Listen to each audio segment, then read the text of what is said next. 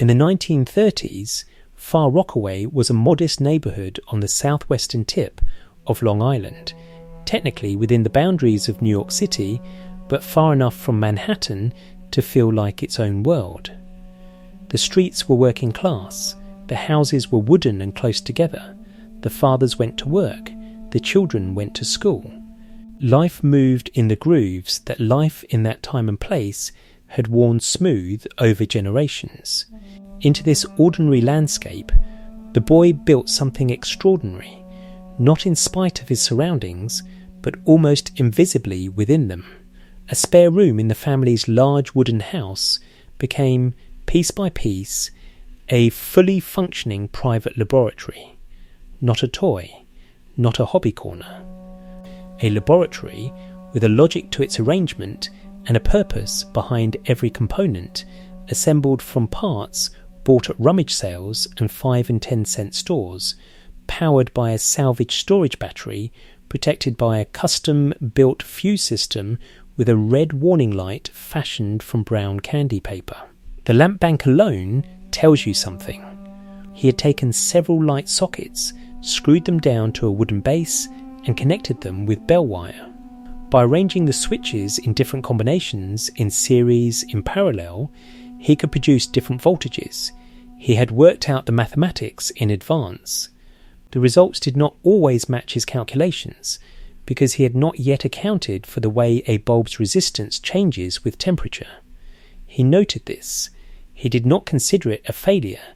He considered it information. The bulbs glowed in series with a long, slow, beautiful light, and the discrepancy between what he had calculated and what actually happened became one of the first lessons he taught himself about the difference between theoretical prediction and physical reality. He was 11 years old. The fuse system shows the same instinct. He needed a fuse weaker than the one protecting the house circuit, so that if something went wrong in his lab, his fuse would blow first and spare the household supply. He made his own fuses from tin foil wrapped around burned out casings. Across each fuse he placed a 5-watt bulb, so that when the fuse blew, the bulb would light up, a visual indicator. Visible through the candy paper window on his switchboard, turning red in the dark like a warning signal in a ship's engine room. He had, at 11, independently designed a monitoring system. He hadn't read about it anywhere. He had thought about what he needed to know and then built a way to know it. The burglar alarm followed the same pattern. A battery, a bell, a length of wire running to the door of his room. When the door opened, it pushed the wire against the terminal and closed the circuit. Simple, obvious in retrospect. But here is the detail that makes the story worth telling. His parents used to come into his room late at night, after returning from evenings out, to quietly remove his earphones so he could sleep undisturbed.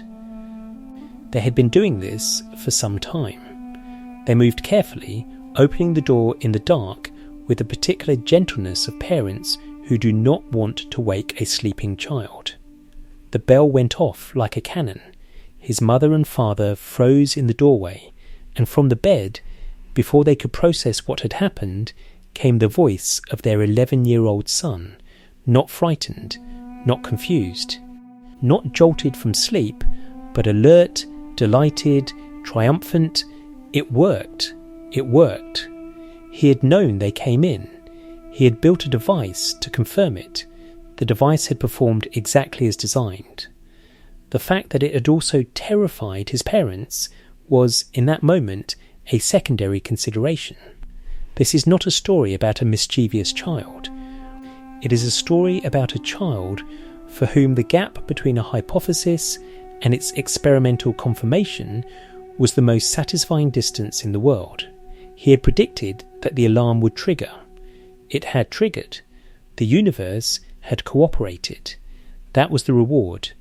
Not the prank, not the reaction, but the proof.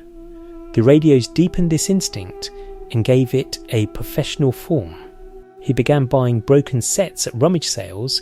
They cost almost nothing during the Depression, when families needed cash more than they needed entertainment equipment that no longer worked.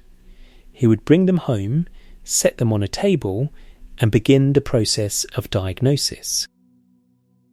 Most of the faults were straightforward once you looked carefully. A loose wire, a cracked coil, a connection that had simply vibrated free over years of use. He got these working quickly and cheaply, and word spread through the neighbourhood. Here was a boy who fixed radios. But the reputation acquired its particular character from a single job that became a neighbourhood legend. A man hired him to look at a set that made a terrible roaring, wobbling noise when first switched on. A noise so violent that the owner genuinely could not stand to be in the room with it, and yet after a minute or two the set would settle, quiet down, and play perfectly. He arrived at the house. He turned the radio on. He heard the noise. And then, instead of opening the set, instead of reaching for a tool, he began to walk back and forth across the room. The owner watched this with mounting irritation. He had hired someone to fix a radio, and what he had received was a child pacing the floor. He said so. He said it with some force. The child looked up and said, simply, "I'm thinking." What he was thinking was this: a noise that begins at maximum volume and then subsides as the set warms up suggests a problem with the sequence in which the tubes reach operating temperature. If the amplifier tubes heat up first, they are ready to amplify before the radio frequency circuit at the front end is stabilized. The front end, still cold and unregulated, feeds noise into an amplifier that is already at full readiness. As the front end warms up and the grid voltages settle, the noise disappears. The set is not broken. It is simply running its components in the wrong order. The solution: swap the tubes. Put the front end tubes in the positions that heat up first and the amplifier tubes in the positions that heat up last. The sequence reverses. The amplifier waits. The front end stabilizes. The noise never gets the chance to begin. He did this. He stepped to the front of the radio. He turned it on. It warmed up in complete silence and began to play. The owner, who had spent the entire visit expressing scepticism about the abilities of a child who had done nothing but pace the floor and rearrange some glass tubes, underwent a rapid transformation. He told everyone he knew. He sent new customers, and the phrase he used, repeated so many times it became a kind of local legend, was the same one every time: he fixes radios by thinking. By the time he left for the Massachusetts Institute of Technology in 1935, at 17 years old, the laboratory had grown considerably more sophisticated. He had built an amplifier for a photoelectric cell that could ring a bell when a hand passed in front of it. He had constructed a makeshift intercom system running between floors of the house, using salvaged radio amplifiers and a loudspeaker repurposed as a microphone, a discovery he had made by accident, noticing one day that sound applied to the speaker produced a corresponding signal in a pair of earphones, without any battery required. He had, without knowing it, reconstructed something close to the original telephone design of Alexander Graham Bell. He knew this only because they were studying Bell at school around the same time, and the connection seemed, to him, obvious in retrospect. Where Far Rockaway had given him problems to find, the Massachusetts Institute of Technology gave him problems to climb, progressively steeper. Progressively more abstract, requiring not just the diagnostic instinct he had sharpened on broken radios, but a formal mathematical fluency that could carry an idea from physical intuition all the way through to a provable result. He found he could make that journey faster than most of his peers, not because he memorized more, but because he refused to memorize anything he didn't understand. Every formula had to be derived. Every result had to connect to something physical and real. If a technique worked, but he couldn't see why it worked, it stayed on his list of unfinished business until he had traced it back to its foundations. This made him slower in some respects and dramatically faster in others. On problems that required standard methods applied to standard situations, his classmates could sometimes match him. On problems where the standard method ran out, where the question required you to see the situation from a completely fresh angle, the gap between him and the rest of the room became visible very quickly. He had been sharpening this particular skill since high school, in a setting that most people would not associate with advanced mathematical thinking. Far Rockaway had an algebra team, 5 students, travelling to competitions at other schools, seated in a row, given problems on a blackboard with time limits of 40, 5 seconds or less. The rules were simple. Write anything you like on your paper, but only the answer in the circle counts. Correct answer wins. Wrong answer loses. No partial credit. No methodology points. The time limits had been carefully designed to be just short of what a conventional, step-by-step algebraic solution would require. The people setting the problems had done this deliberately, to reward not computation speed, but pattern recognition. The student who could look at the problem and see, in a single moment of comprehension, what the answer had to be before working out why, would always beat the student who set up variables and ground through the algebra in sequence, however quickly. He became very good at this, good enough to lead the team.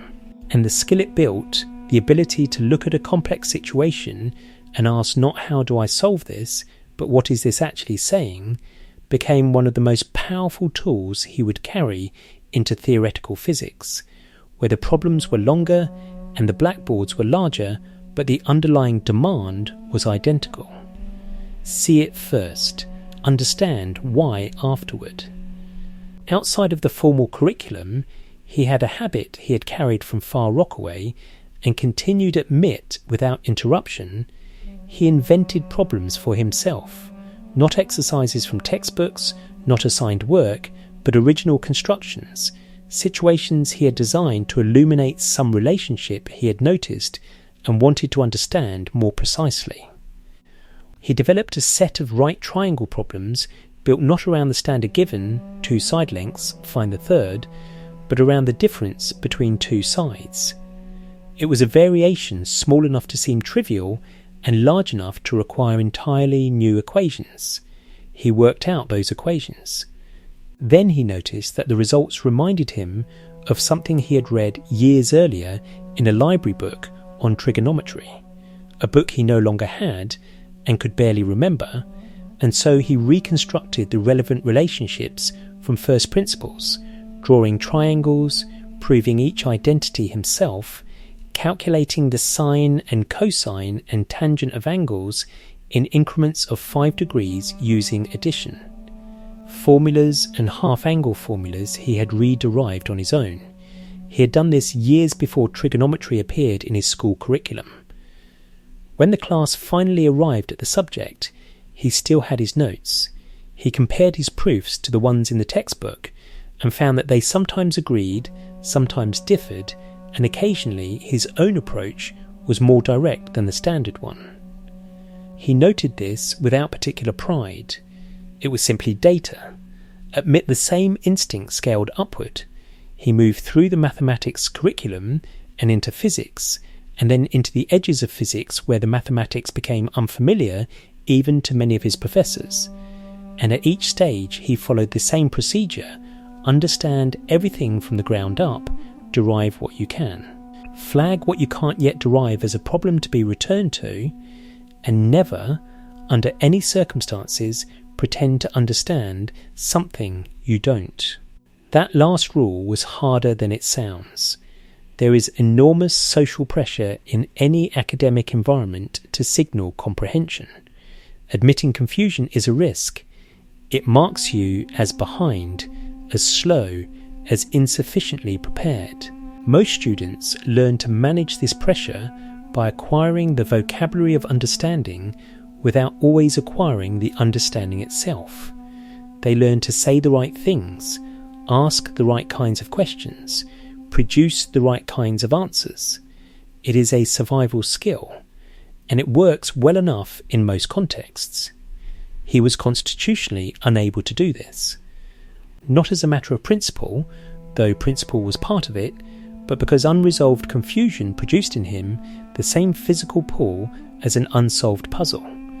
It sat there unfinished, demanding attention. He could not simply note it and move on. He had to go back. Not geographically, it sat less than an hour from New York City by train, but culturally. It operated by rules so different from anything he had previously encountered that the first afternoon might as well have been a landing on foreign soil. The graduate college at Princeton was modelled, quite deliberately, on the traditions of Oxford and Cambridge. Residents wore academic gowns to formal dinners. They attended Sunday teas hosted by the dean. They observed a social choreography that had been refined over decades and which everyone around him seemed to have absorbed through some channel he had apparently missed. His father drove him to Princeton, helped him settle into his room, and left. That same afternoon, a messenger arrived at his door with a note. The dean's wife was hosting a tea. He was expected to attend.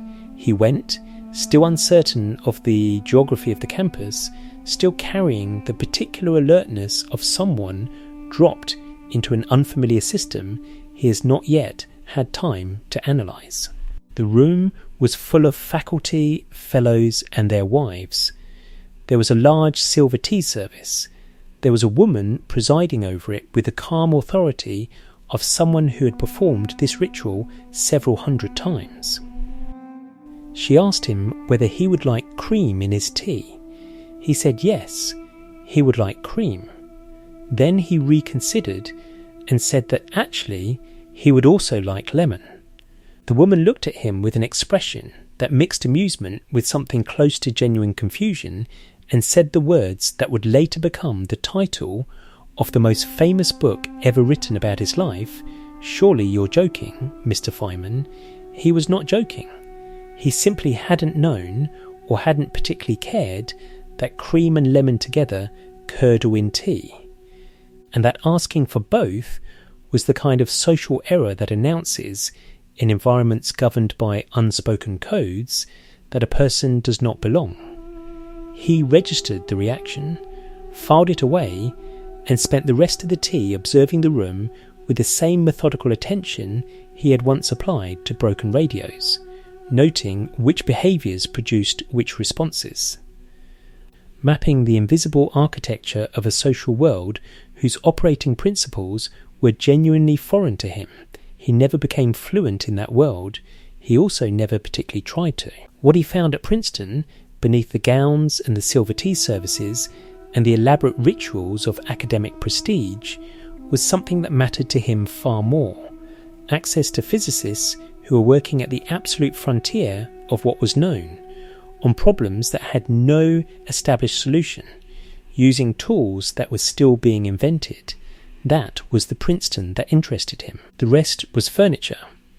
The physicist who shaped his Princeton years most directly was John Archibald Wheeler, a man of extraordinary intellectual range who had the rare combination of deep formal knowledge and genuine openness to ideas that did not yet have an established form. Wheeler had a gift for posing questions at exactly the right level of difficulty, specific enough to be workable, broad enough to open into something genuinely new. He recognised almost immediately that the graduate student from Far Rockaway, with a New York accent and the social indifference to cream and lemon protocol, was operating at a level that required a different kind of engagement than most graduate supervision. The problem they worked on together grew from a question about the nature of the electromagnetic field itself. Classical physics described the field as a real physical entity, something that existed in space, carried energy and transmitted force between charged particles. But the field also produced a mathematical problem. a charged particle, according to the equations, interacts with its own field. And when you calculate the energy of that self-interaction, the answer is not a large number or a small number. It is infinite. A single electron, by this calculation, contains infinite energy.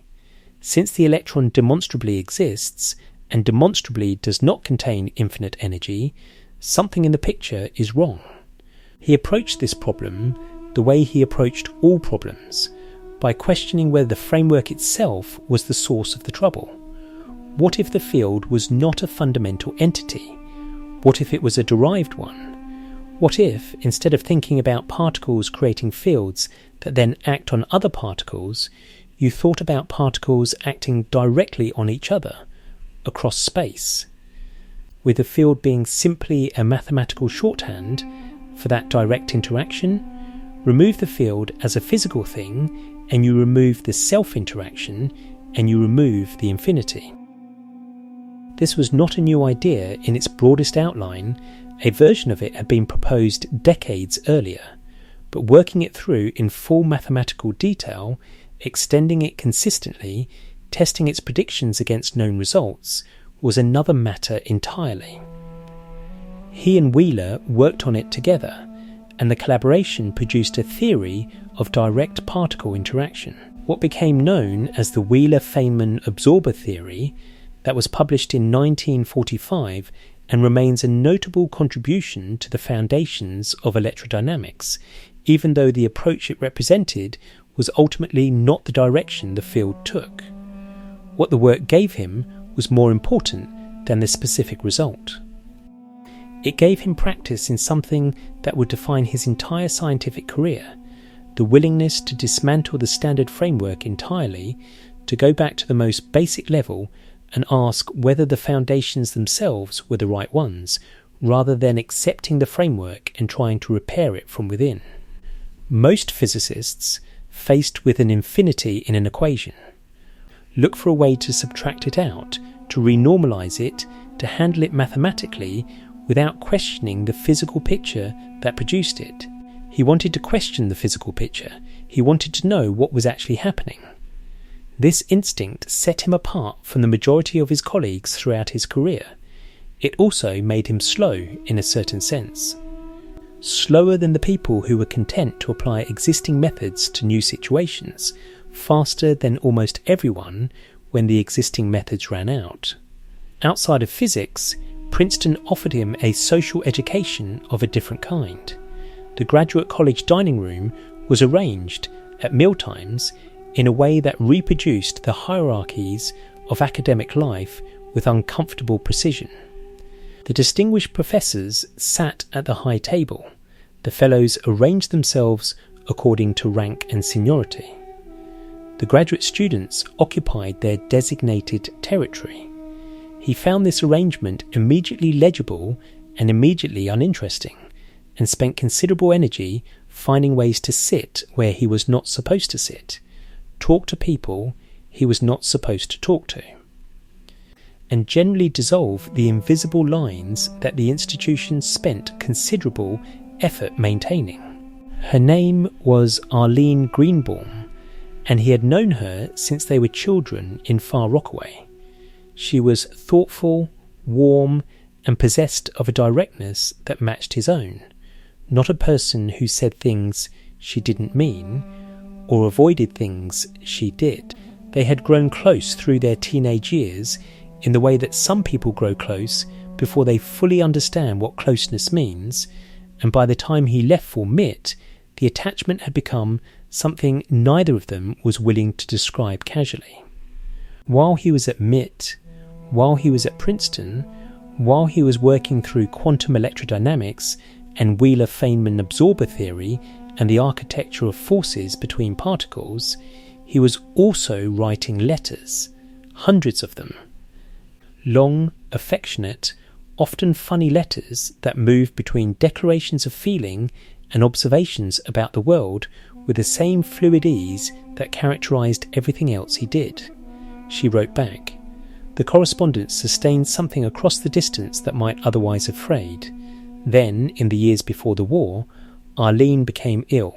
The diagnosis, when it finally came, was tuberculosis. In the early 1940s, tuberculosis was not the manageable condition it would later become. There was no reliable cure. There was no antibiotic treatment. There was isolation. There was rest. There was the slow, uncertain arithmetic of the immune system. And there was the knowledge, which everyone around the patient carried, and which the patient herself carried, that the disease very often won. The medical consensus, delivered to him plainly by the doctors involved, was that Arlene would not recover. The only question was time. He decided to marry her anyway. This decision was not received warmly by his family. His mother in particular argued against it with considerable force, not from cruelty, but from a practical concern that is not difficult to understand. He was young. He was at the beginning of what was already visibly an exceptional scientific career. He had, in the most literal sense, his whole life ahead of him. Marrying a woman who was dying would mean beginning that life carrying a weight that would only grow heavier. He heard the argument. He understood it. He rejected it. His reasoning, characteristically, was not primarily emotional. Or rather, it was emotional, but he framed it in terms that stripped away sentiment and left only the actual structure of the decision. He loved Arlene. Arlene was ill. The illness did not change who she was or what he felt. The fact that time with her would be limited was a reason to value that time more precisely, not a reason to forfeit it entirely. He was going to marry her, and the opinions of people who were not in possession of all the relevant variables, namely what it felt like to be him and what Arlene meant to him, did not constitute grounds for revision. They married in June 1942 in a quiet civil ceremony. He borrowed a car. She was brought from the sanatorium where she was being treated. The ceremony was brief. There was no reception. They did not have the kind of beginning that most couples have. What they had instead was a clear-eyed understanding of exactly what they were doing and why, and a shared refusal to make it smaller than it was by dressing it in false optimism. When the Manhattan Project took him to Los Alamos in 1943, the geography of the situation became painfully concrete. Los Alamos was a secret facility in the high desert of New Mexico, remote by design, inaccessible by intention, a place you went to and did not leave freely.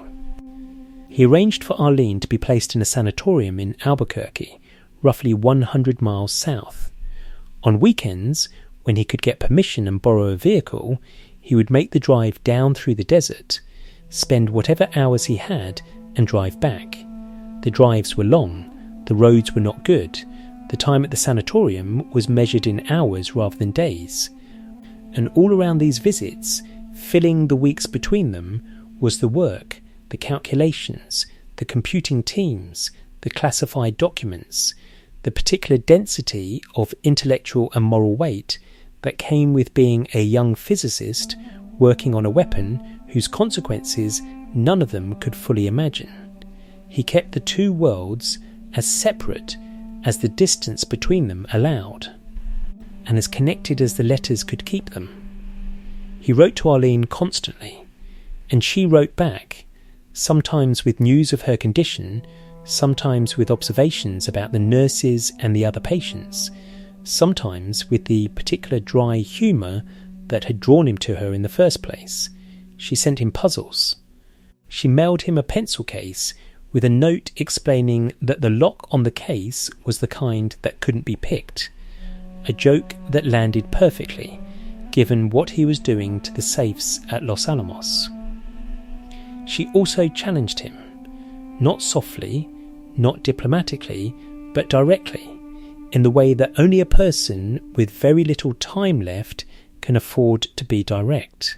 She pushed him on the question of what he actually thought, as opposed to what he was supposed to think. She was unimpressed by prestige and institutional authority in a way that mirrored his own instincts exactly. In some accounts from people who knew them both, it is not entirely clear who sharpened this quality in whom. It is possible the answer is both. Arlene Feynman died on June 16th, 1945. She was 25 years old. The Trinity test, the first detonation of a nuclear device, took place 29 days later, on July 16th. He drove back from Albuquerque to Los Alamos after she died, sat down, and by his own account, felt nothing for a long time. Not numbness exactly. More like the delayed arrival of something that was still in transit, not yet ready to land. That was the official position, and it was maintained with considerable effort. Los Alamos had no listing in any public directory. Mail sent to its residents was addressed to a post office box in Santa Fe. Birth certificates for children born there listed the post office box as the place of birth. The surrounding land was fenced. The roads leading to it were unmarked. If you asked a resident where they lived, they were trained to say nothing useful. Thousands of people vanished into the high desert of New Mexico and disappeared from the public record as completely as if they had stepped through a door that closed behind them. Inside that door, in the spring of 1943, the most concentrated gathering of scientific talent in human history was assembling itself for a single purpose. The numbers give some sense of the scale. At its peak, Los Alamos housed roughly 6,000 people, scientists, engineers, military personnel, support staff, and their families, in a facility that had been, 18 months earlier, a boys' ranch school with a few dozen students. The transformation had been overseen by the Army Corps of Engineers with the urgency of an institution that had been told at the highest levels that the outcome of the war might depend on what happened inside this particular fence. New buildings went up in weeks. Laboratories were constructed and equipped while scientists were still arriving to staff them. The infrastructure of a small city appeared in the desert with a speed that the desert had not previously witnessed. Into this place, in April 1943, arrived a 24-year-old doctoral graduate from Princeton with a New York accent, a recently completed thesis on quantum electrodynamics, and a set of habits, intellectual and otherwise, that were going to make him either invaluable or extremely difficult to manage, possibly both simultaneously. He was assigned to the theoretical division under the leadership of Hans Bethe.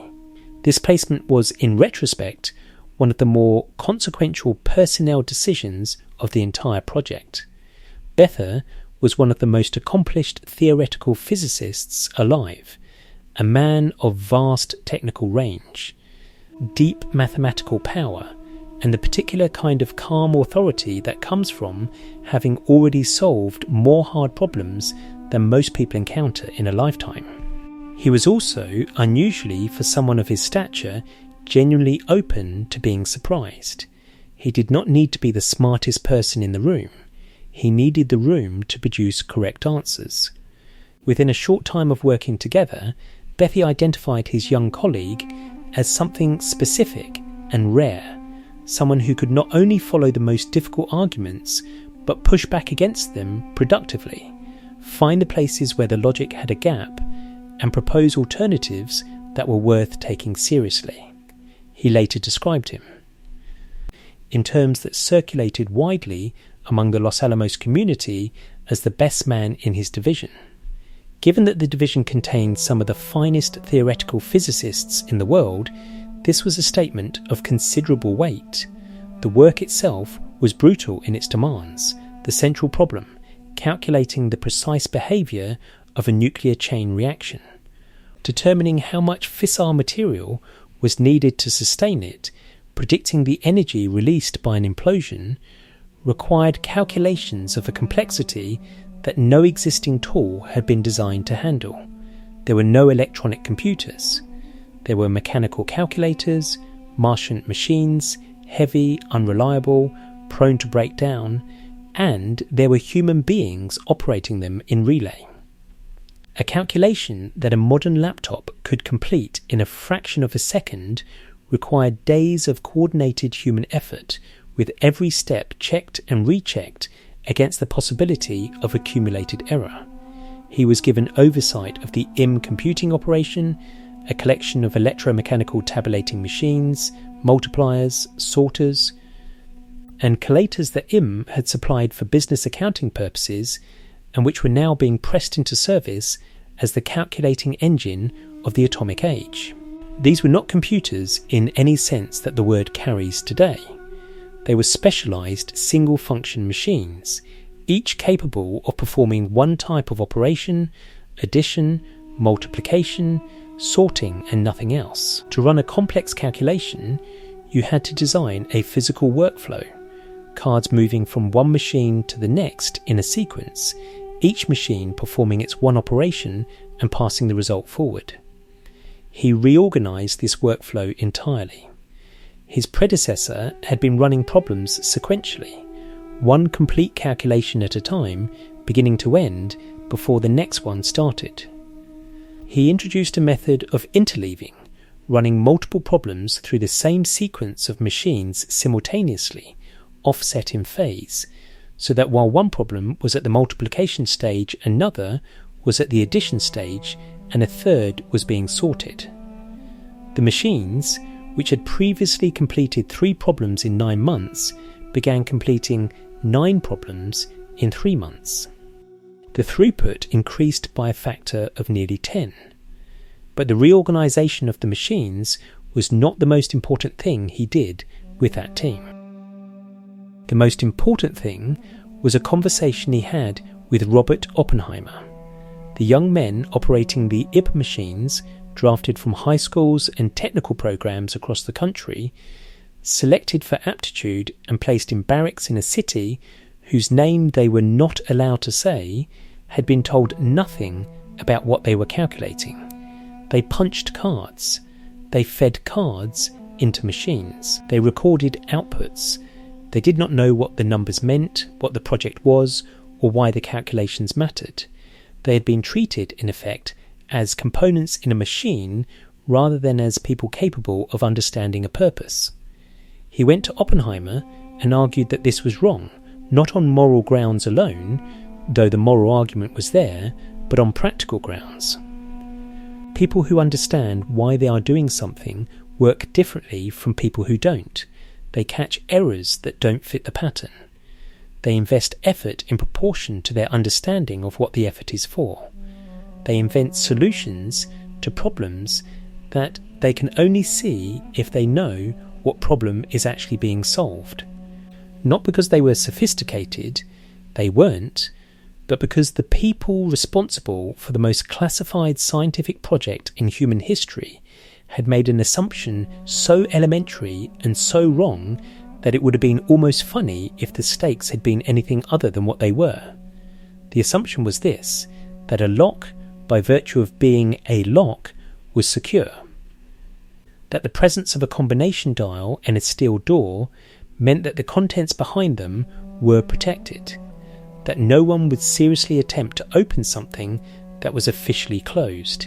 He had spent his entire life questioning assumptions of exactly this kind. The difference here was that the assumptions were guarding the technical specifications for a nuclear weapon. The first discovery came almost accidentally. Most of the filing cabinets at Los Alamos had never had their factory default combinations changed. The manufacturer shipped them set to a standard sequence. Some cabinets had been in use for months without anyone bothering to reset them. Others had been changed, but to combinations so minimal, repeating digits, simple ascending sequences, that they offered no meaningful resistance to anyone willing to spend 10 minutes thinking about the problem rather than assuming it was already solved. The large safes required a different approach. These were multi-dial combination locks, the kind that felt serious when you stood in front of them. Heavy steel doors, thick bolts. the satisfying mechanical weight of something built to convey impregnability. He studied how they worked. A standard 3-dial combination lock, he understood, required you to know all 3 numbers to open it. But the last number could be determined while the safe was already open, by feeling the point at which the final dial engaged the bolt mechanism. If you did this while a colleague was reading a document with the door swung wide, you could quietly work out the last number of their combination without their knowledge. Then you needed only 2 numbers, not 3. 2 numbers on a dial with 100 possible positions each meant 10,000 combinations, a large number if you were turning the dial at random.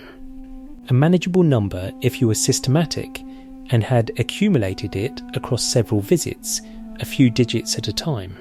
He was systematic, he was patient, and he had, in the course of his regular work, entirely legitimate reasons to visit offices across the facility, to wait while colleagues retrieved documents, to stand near open filing cabinets while conversations continued around him. He used these opportunities not furtively, but with the calm attention of someone conducting an experiment.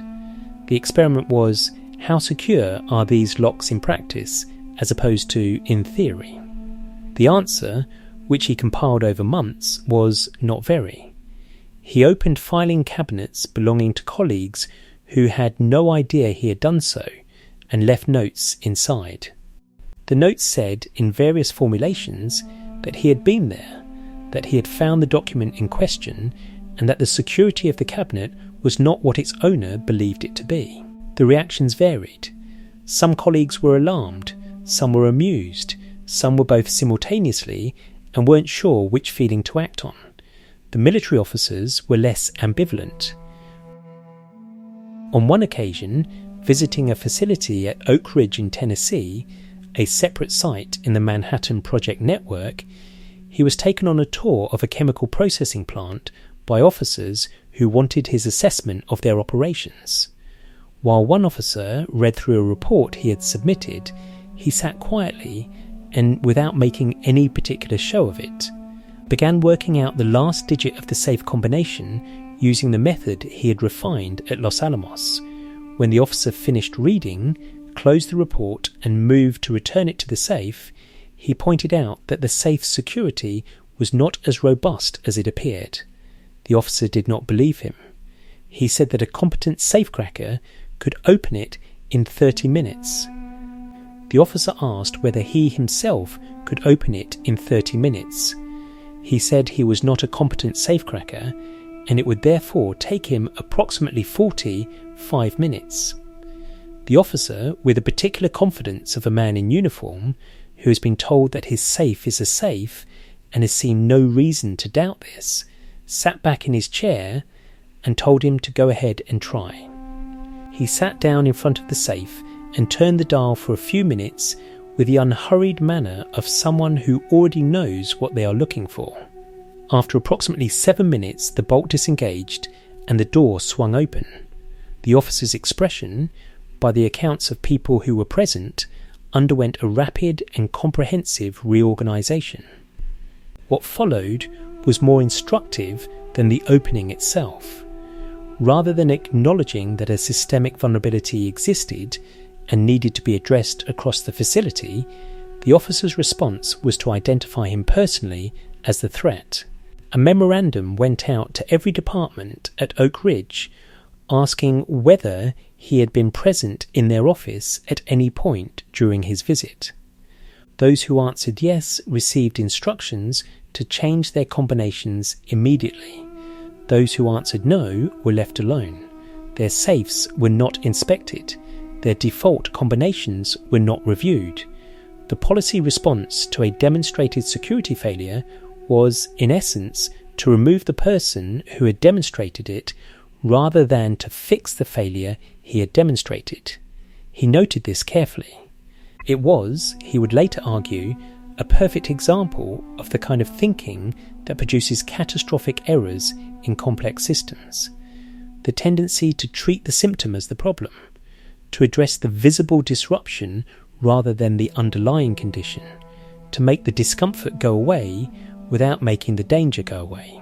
The cabinets at Oak Ridge, after his visit, still held their secrets behind locks that anyone with patience and a few free afternoons could open. They were simply no longer being opened by him. Back at Los Alamos, the safecracking had a coda that illustrated the same point from a different angle.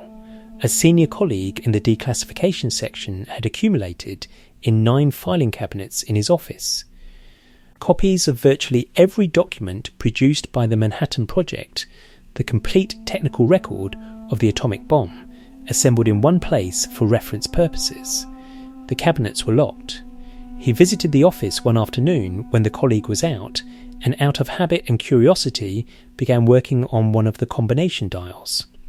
He followed a method he had read about in a book on locksmithing and had previously dismissed as too slow to be practical. On this occasion, with time available and nothing else immediately pressing, he tried it. It was not like sunlight. It was not like fire. It was not like any comparison that the people who witnessed it subsequently reached for. And they reached for many. It was a light that came from everywhere simultaneously, that turned the pre-dawn darkness into something brighter than midday, that cast shadows in the wrong directions and made the mountains on the horizon visible for a fraction of a second in a way they had never been visible before. It lasted long enough to see and not long enough to understand. Then the sound arrived.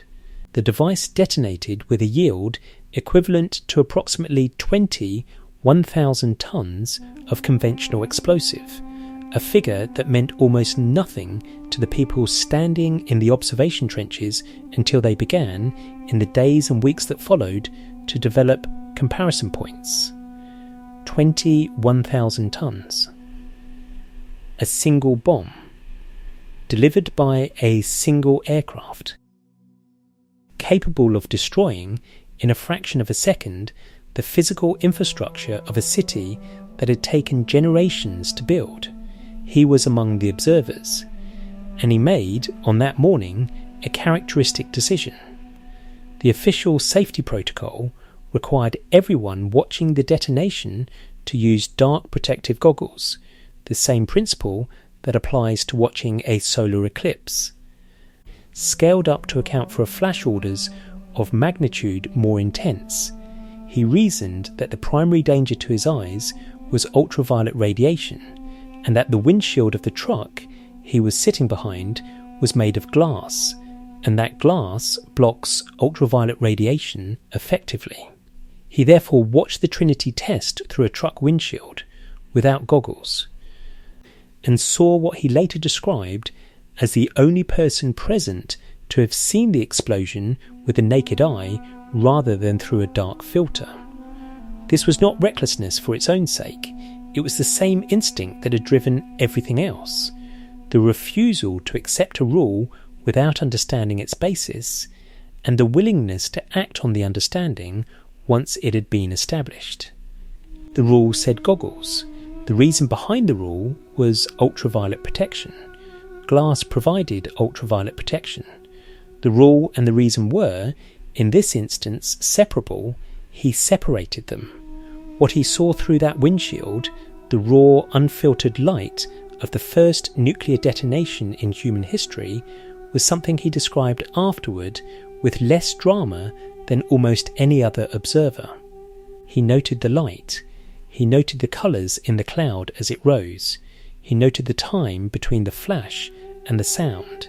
He was, in the moment that history was being made around him, still taking measurements. The measurements stopped working shortly afterward, in the weeks following Trinity, as the implications of what they had built moved from abstract to concrete. As Hiroshima was destroyed on the 6th of August, as Nagasaki followed 3 days later, as Japan surrendered and the war ended, and the world began to absorb what the previous 3 years of secret work in the New Mexico desert had produced, something shifted in him that the measurements could not address. He returned to Cornell, where he had accepted a position in the physics department, and found that he could not work. Not in the sense of being blocked on a specific problem. He had been blocked on problems before and had always found his way through. This was different. The blockage was not intellectual. It was something closer to a failure of motivation at the most fundamental level. He would sit down to work on a physics problem and find himself asking, with genuine bewilderment, why it mattered. The problem was interesting, perhaps. The solution would be elegant, perhaps. But what was it for? He had spent years working on something that had turned out to be for the destruction of 2 cities. He had watched the light of that destruction from behind a truck windshield.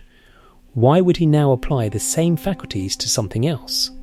When something else could produce the same result, or worse, or simply be erased by it. He described this period later with his characteristic precision, not dramatising it, not presenting it as a breakdown, but describing it as a specific cognitive and motivational state that he observed in himself the way he had observed the Trinity explosion, as a phenomenon to be understood rather than simply endured. He had looked at New York City on a visit during this period and found himself calculating, automatically and without wanting to, how large a bomb would be needed to destroy it, and how far from the centre you would have to be to survive. He could not stop the calculation. It ran itself. The city looked to him like a problem he had already solved. This is the part of the story that the IQ score of 125 and the algebra competitions and the perfectly opened safes and the reorganized IBM computing teams could not have predicted. The same mind that could not leave a puzzle alone had now encountered a puzzle with no solution, the fact of what human beings were capable of building and deploying, and the fact that he had helped them become more capable of it. There was no elegant answer. There was no combination to crack. There was nothing to think through to a satisfying resolution. The plate had opened a door. What was behind the door was 3 years of deferred work, a set of unresolved equations, and a problem in theoretical physics that had been sitting at the edge of the known world since before the war began. Cornell was in many respects the right place for the return. It was not Los Alamos. It had no fences, no military oversight, no classification levels. No sense that the work being done within it was aimed at a specific and terrible outcome. It was a university with all the ordinary disorder of a university, students arriving late to lectures, departments arguing over budgets, professors colliding in hallways and resuming conversations that had started weeks earlier and would continue for years. The rhythms were slow and civilian and entirely without urgency. After the concentrated pressure of Los Alamos, this was either restful or maddening depending on the day, and for a while it was mostly maddening. He was 27 years old when he arrived at Cornell as a faculty member, and he was, by any external measure, already a significant figure in American physics. Hans Bethe had made his assessment of the man's abilities clear to anyone who asked. The Princeton doctorate, the Los Alamos record, the reputation accumulated through 4 years of working at the highest level of the field under wartime pressure, all of this preceded him. He was offered a position at the Institute for Advanced Study in Princeton, which was, at the time, the most prestigious address in theoretical physics in the world. Albert Einstein worked there. He turned it down. The Institute, he felt, had too much prestige and not enough friction. A place where everyone was a genius and no one had to teach was a place where thinking could become untethered from the reality of whether it actually worked. He wanted students. He wanted to have to explain things. Explanation, he had learned, was a form of testing. If you could not explain something clearly to a person encountering it for the first time, you did not understand it as well as you thought you did. So Cornell it was. And Cornell, for the first year or so, was mostly the experience of sitting in a room being unable to do physics and watching himself be unable to do it with the detached curiosity of a scientist observing an interesting specimen. The plate changed the texture of this, though not immediately the substance.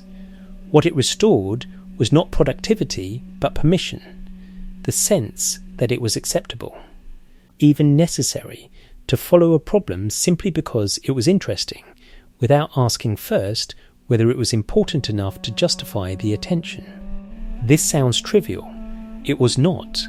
The war had imposed on everyone who had worked in it a particular relationship between effort and consequence. You worked on things that mattered in a specific and measurable way. You could point to the outcome. The outcome was real and large and connected directly to the work that had produced it. Physics after the war felt, by comparison, weightless, a game played for its own sake, justified only by the internal satisfactions of the players. The plate gave him back the internal satisfactions, and once those were restored, the other thing, the actual physics. The deep, unresolved problem he had been carrying since Princeton began to move again. The problem was quantum electrodynamics. KED, as it was known among physicists, was the theoretical framework that described how light and matter interact, how electrons absorb and emit photons, how charged particles exert forces on each other, how the electromagnetic field behaves at the quantum level. It was the most fundamental description available of the forces that govern the behaviour of atoms, and through atoms, the behaviour of everything made of atoms, which is to say everything. The theory worked extraordinarily well in most situations. Its predictions matched experimental results with a precision that no previous physical theory had approached. But it had a problem, the same problem he had encountered under Wheeler at Princeton, the same problem that the Wheeler-Feynman absorber theory had attempted to address from a different angle. When you tried to calculate certain quantities using the standard methods, the answers came out infinite, not large, not approximately infinite in the way that physicists sometimes use the word loosely. Mathematically, formally, unambiguously infinite. A theory that produces infinite answers for measurable quantities is a theory that is, in some precise sense, incomplete. The infinities meant something was wrong with the picture. The standard response to this problem, developed by other physicists working in parallel through the late 1940s, was a technique called renormalization. The basic idea was that the infinities appearing in the calculations could be systematically absorbed into the definitions of physical quantities, the mass and charge of the electron, in such a way that the final predictions came out finite and correct. It was mathematically legitimate, more or less, and it worked, in the sense that the predictions it produced matched experiment. But it was also, as he recognised immediately, and said so repeatedly and without particular diplomacy, deeply unsatisfying. You were not removing the infinities, you were hiding them. The problem had not been solved. It had been given a place to live where it wouldn't cause immediate trouble. He wanted a formulation of the theory that didn't produce the infinities in the first place. A picture of what was physically happening that was clean enough and honest enough and correct enough that the mathematics generated by it would not require an elaborate procedure for managing its own pathological outputs. This was the problem the spinning plate had pointed him back toward, and it was here, at Cornell, in the years between 1945 and 1950, working through the implications of the path integral formulation he had first begun developing under Wheeler, that he found the approach that would ultimately define his career. The path integral, or sum over histories, as it is sometimes described, was a fundamentally different way of thinking about how a quantum system evolves from one state to another.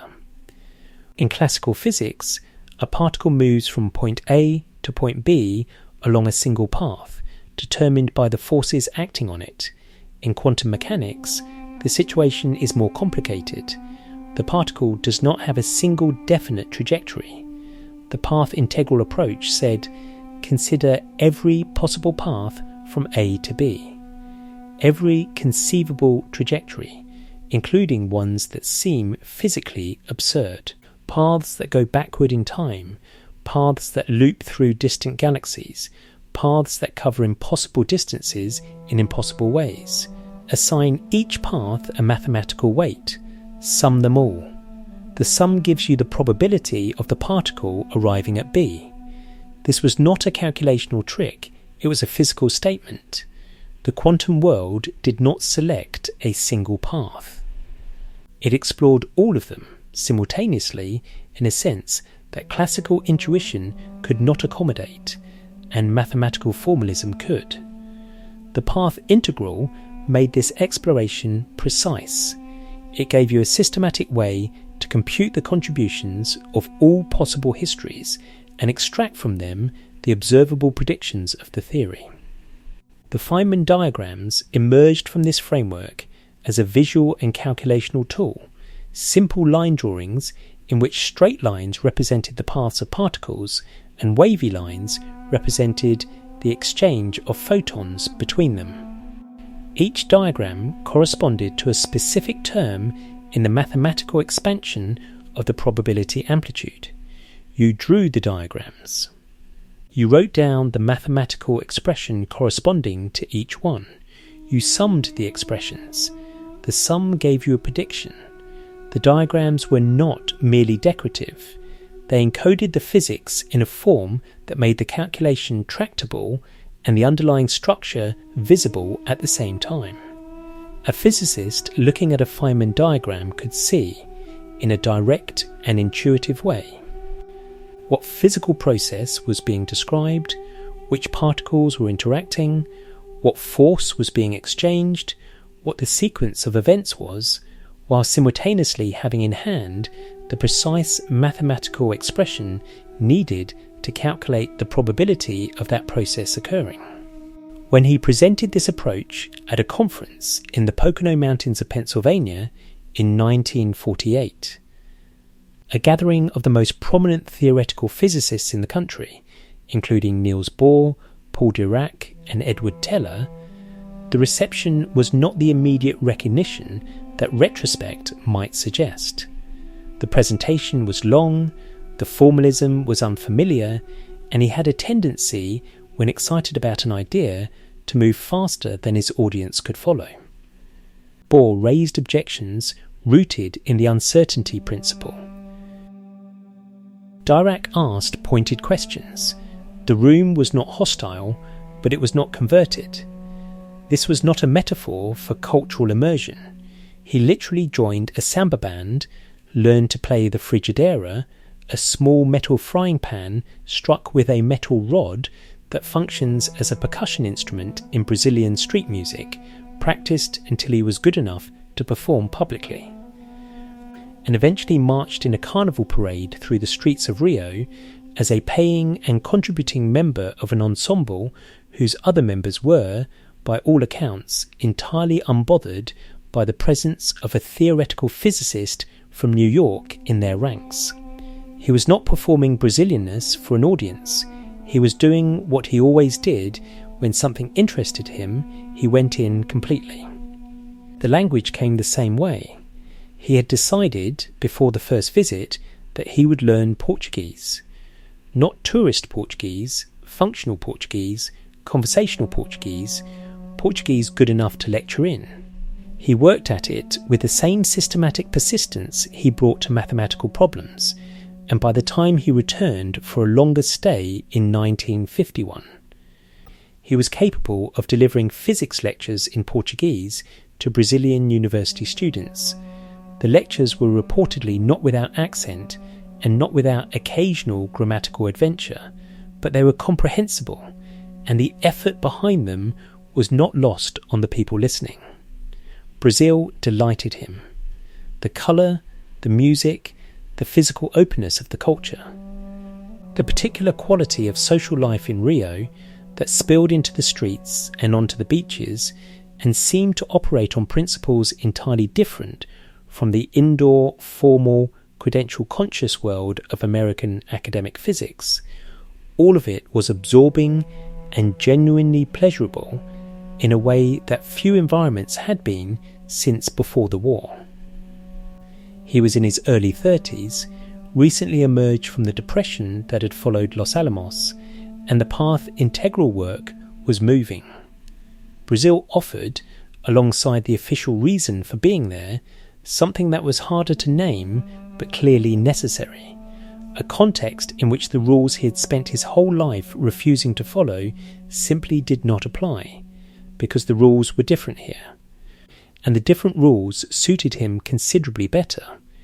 But he was also, underneath the samba and the Portuguese and the carnival parades, observing, and what he observed in the Brazilian physics classrooms produced, over the course of his time there, a reaction that moved from mild unease to genuine alarm. The students were diligent, they attended lectures, they took notes, they studied those notes, they could reproduce, on examinations, the contents of those notes with impressive accuracy. Asked to recite the definition of Brewster's angle, the specific angle at which light striking a surface produces perfectly polarized reflected light, they could produce it without hesitation, correctly in full. Asked what it meant, they could produce the definition again, in slightly different words. Asked to point to a real surface in the room and estimate roughly what that angle would be for light coming through the window, they were silent. The formula was present. The phenomenon it described was absent. The words existed in the students' minds as a closed, self-referential system. A set of sounds and symbols that pointed to other sounds and symbols and nowhere touched the physical world they were supposed to illuminate.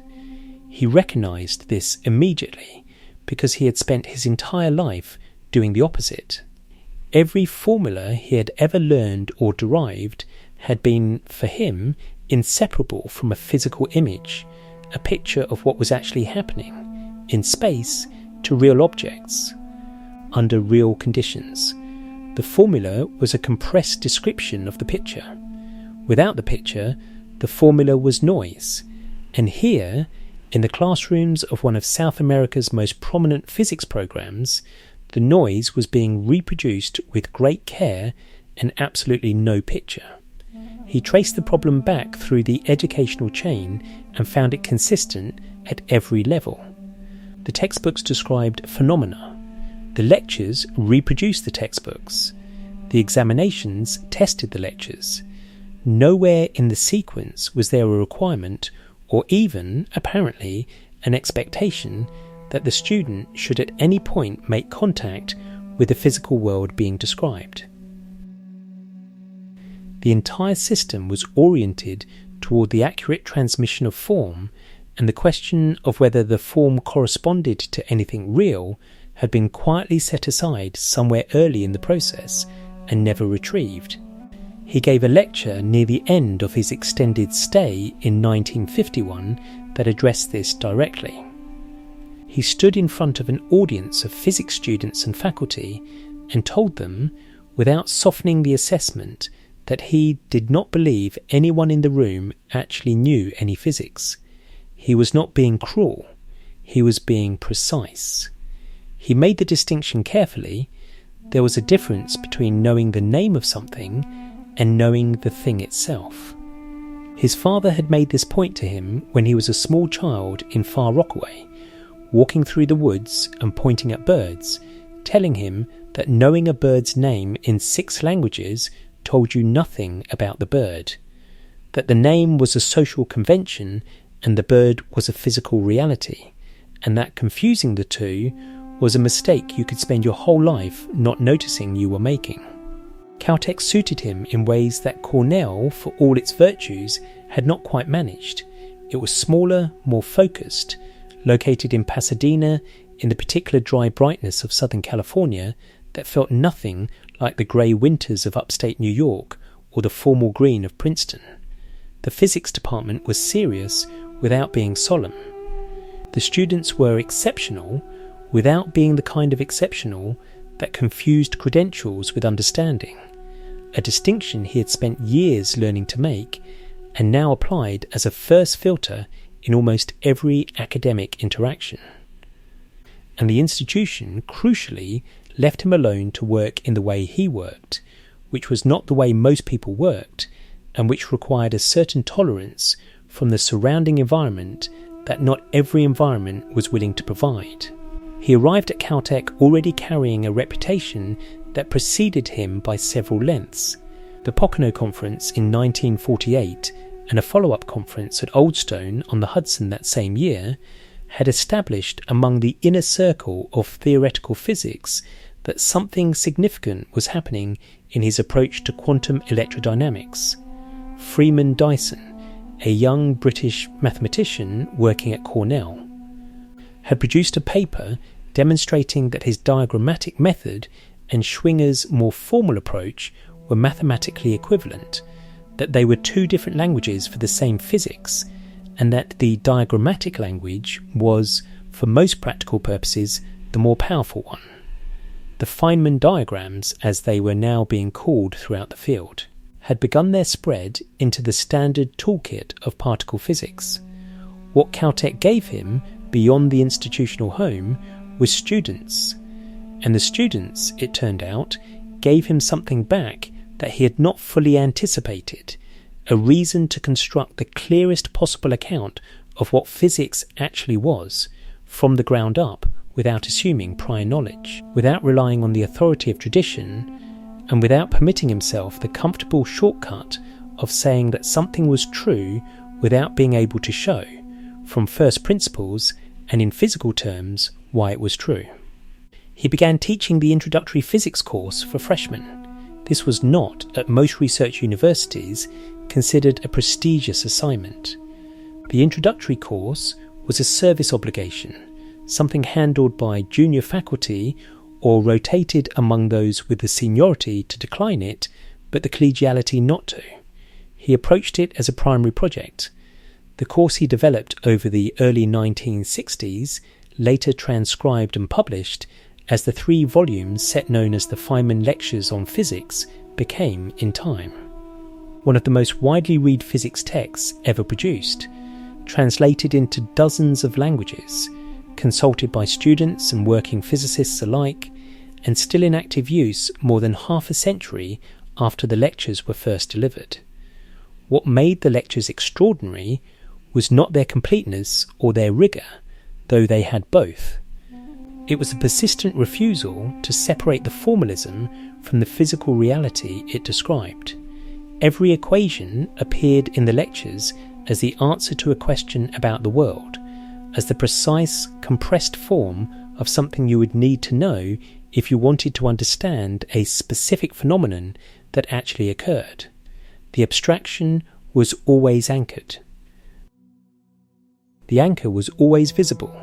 He had watched, in Brazil and elsewhere, what happened when the anchor was removed. He was not going to remove it. Colleagues and senior faculty attended the freshman lectures in numbers that surprised even the people doing the counting. They came initially out of curiosity to see what the Feynman approach to introductory physics looked like when deployed at full scale with a full curriculum for a full academic year. They kept coming because the lectures were, by any measure, the best physics teaching most of them had ever witnessed. Not the most complete, not the most rigorous in the conventional sense, but the most alive, the most consistently connected to the question of what was actually happening in the physical world, and the most honest about what was known, what was estimated, and what remained genuinely open. The honesty was not a pedagogical affectation. It was the same standard he had applied to everything since the lamp bank in Far Rockaway. The refusal to present a result as more certain than it was, the insistence on distinguishing between what the evidence supported and what convention had simply agreed to assert.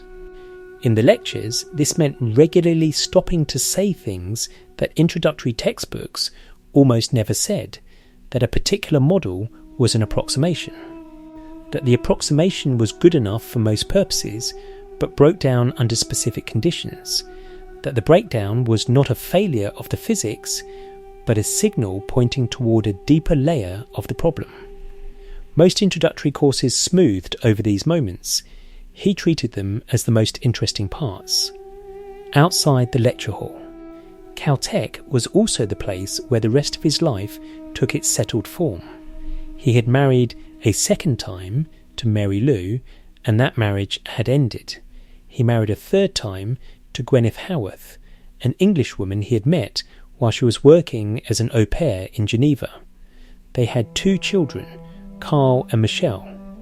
The household in Pasadena was, by accounts from people who visited it, a specific kind of organised informality, books and papers everywhere, a drum kit in accessible proximity, the general atmosphere of a place where thinking happened continuously and domestic routine accommodated itself to that fact rather than the other way round.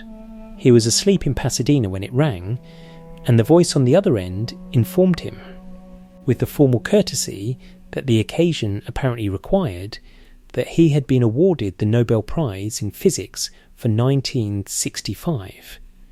He shared it with 2 other physicists, Julian Schwinger, whose formerly elaborate approach to quantum electrodynamics had been presented alongside his own at the Pocono Conference 17 years earlier, and Shinichiro Tomonaga, a Japanese physicist who had independently developed a third formulation of the same theory during the war years, working in near isolation in Tokyo while the world burned around him. All 3 had arrived by different routes at the same physical truth. The committee had decided, reasonably, that the truth belonged to all 3 of them equally. He thanked the caller. He hung up. He went back to sleep. This was not ingratitude. It was not performance. It was the response of a man whose relationship to recognition had been consistent since the algebra competitions in Far Rockaway.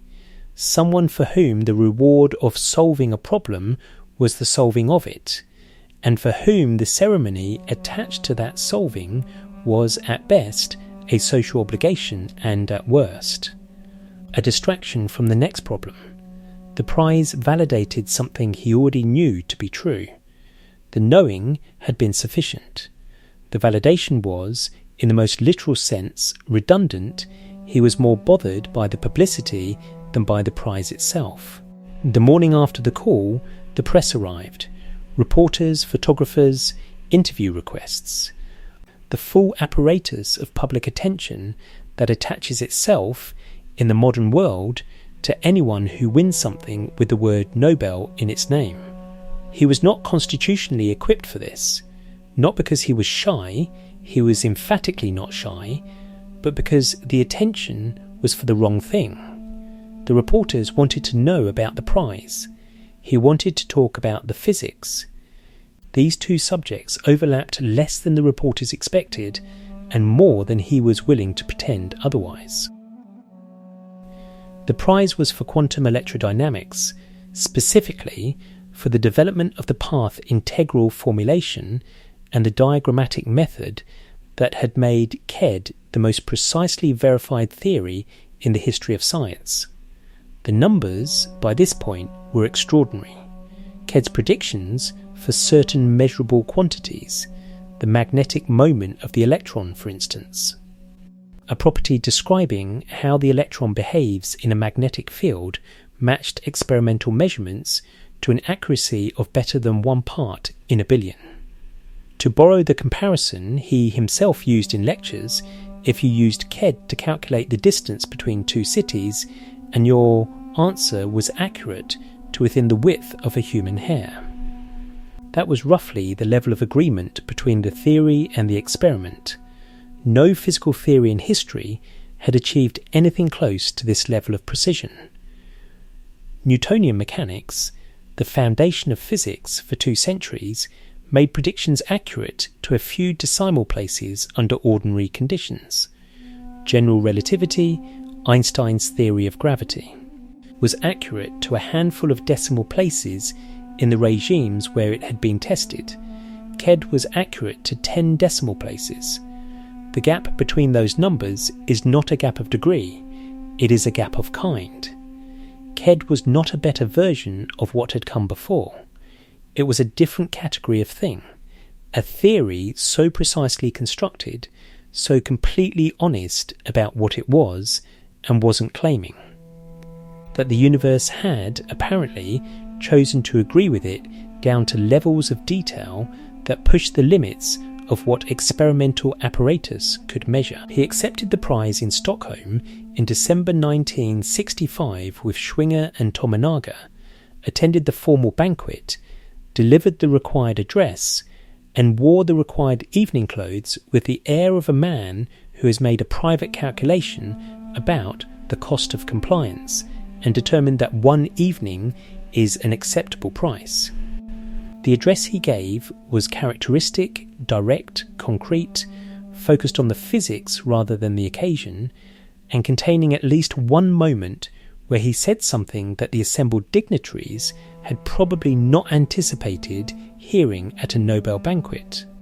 What he said, in various formulations across the Stockholm events, was that the prize was in some sense premature, not because the physics was wrong, but because the infinities problem was still there.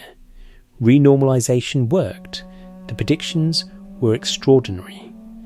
But the procedure for producing those predictions still involved, at its core, a mathematical sleight of hand, a cancellation of infinite quantities that produced finite results, a process that worked but that no one fully understood why it worked. The theory was correct and incomplete simultaneously, and he was not willing, even at the moment of its highest official recognition, to present it as more finished than it was. This was not false modesty. It was the Arlene standard applied to physics, the refusal to say the comfortable thing when the precise thing was available. He had watched, in Brazil and in Los Alamos and in the corridors of American academic life, the damage that came from confusing a working approximation with a final answer. Ked was the most successful theory in physics. It was also, by his own assessment, incomplete. Both things were true simultaneously, and he was going to say both things at the Nobel banquet in Stockholm while wearing a dinner jacket. The Nobel Prize changed his life in the most practical and least welcome way. It made him famous in a broader sense than before. Previously, he had been famous among physicists, a specific and bounded population, most of whom were capable of evaluating the work on its merits and whose admiration, therefore, carried some information. After Stockholm, he was famous among people who had not read the Feynman lectures and could not have derived the path integral, and whose interest in him was organised around the image of the brilliant eccentric rather than the substance of what the brilliance had produced.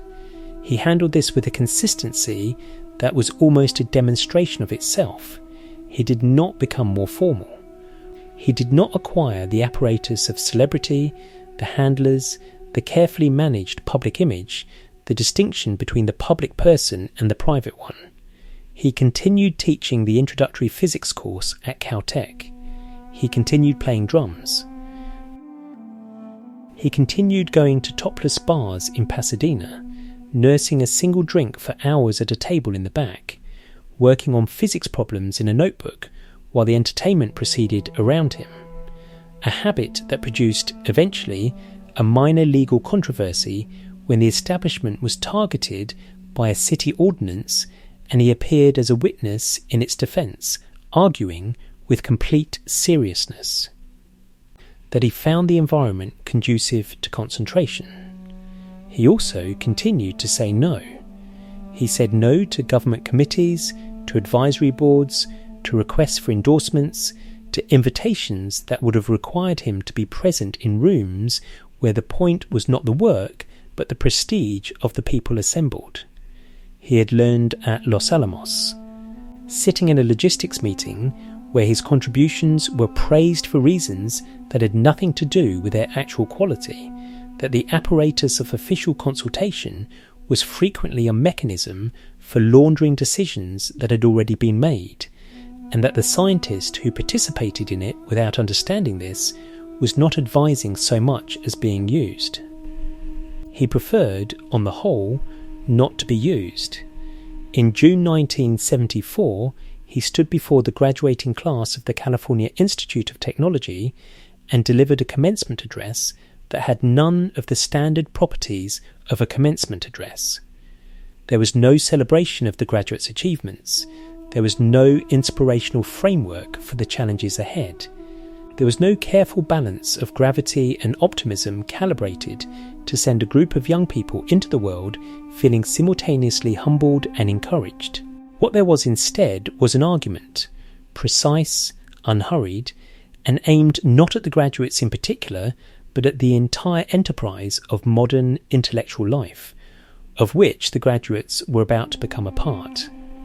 The argument began with a story about the South Pacific. During the Second World War, Allied forces had built airstrips on remote Pacific islands as supply routes.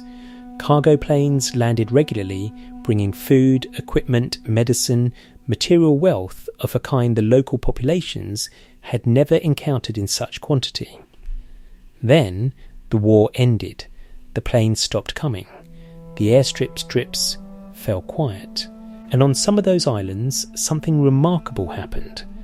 The local populations, who had watched the cargo arrive for years and had connected its arrival to the activity on the airstrips, the lights, the signals, the figures in headphones guiding planes to their landings, began to reproduce those activities. They cleared new strips of land. They lit fires along the edges. They built wooden huts and placed men inside wearing carved wooden headphones, bamboo antennae rising from their heads, performing the gestures they had watched the real operators perform. They were doing everything right. The form was exact. The sequence was correct. The appearance was, to any reasonable observer, indistinguishable from the real thing.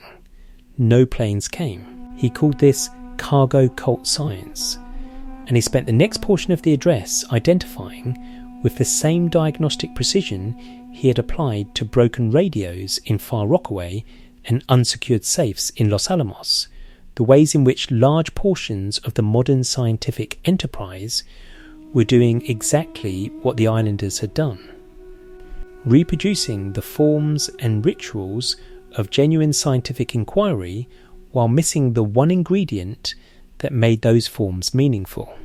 The ingredient was a specific kind of honesty, not general honesty, not the ordinary ethical obligation to avoid lying, but a more demanding and more uncomfortable form of it, which he described as leaning over backwards. A scientist practicing this standard would not merely report the results that supported a conclusion. A scientist practicing this standard would actively seek out and report everything that might undermine the conclusion, every alternative explanation that had been considered and not yet eliminated, every assumption on which the argument depended, every known limitation of the experimental design. You were not trying to make your case look strong.